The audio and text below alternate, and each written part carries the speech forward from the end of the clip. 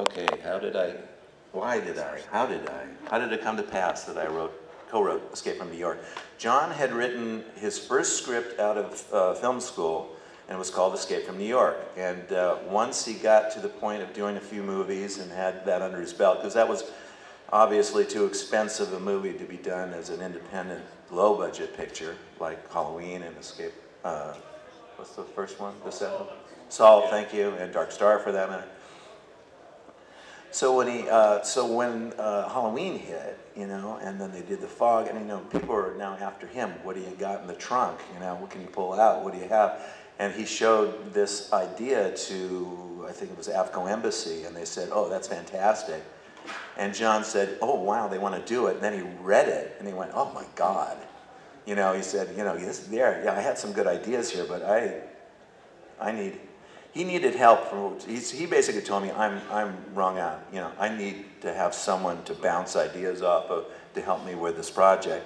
And John knew me as not only a friend, but also he knew I could write. He'd seen some of my scripts that I'd been pulling together. So, you know, because it seemed like an easy idea, I don't think he had ever written with anybody before besides Deborah. He said, "Why don't we get together and, you know, see if it works." So we just basically spent a lot of time up at his house going over ideas and trying to make, you know, figure out how to fill in the plotting holes and adding characters. And for instance, the taxi driver was not in the original, things like that.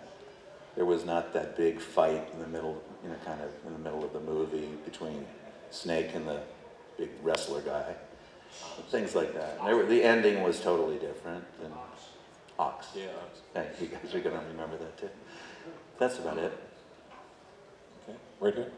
What was it like working with Donald Pleasence? Working with Donald Pleasence, there was several people asked me that while I was doing the signatures. You know, I didn't spend that much time with Donald. You know, he didn't have I don't think many days on the project. And they didn't necessarily coincide with mine, except for maybe the ending. And so I don't remember much. You know, I don't have any great anecdotes.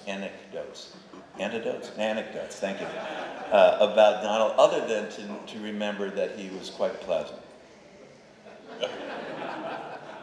I had a question, Nick. When they decided to go ahead and film Halloween 2, did they ask you to reprise the role? Or? What year was Halloween 2? 81? Yeah, no. I would have been directing my first film. It was a movie, an independent film called Tag, The Assassination Game. What? Someone knows about that? Come on. Yeah, okay, no one's seen that one. Okay. He has an illegal copy of it right in his pocket. Okay. No, so I had already, you know, broken through and gotten my first movie going, so I was kind of more interested in spending my time doing that. And I didn't need the reason that I was on the picture, the first one to begin with, which was to hang out around at a set. That kind of did what it needed to do for me, so, no. Right there.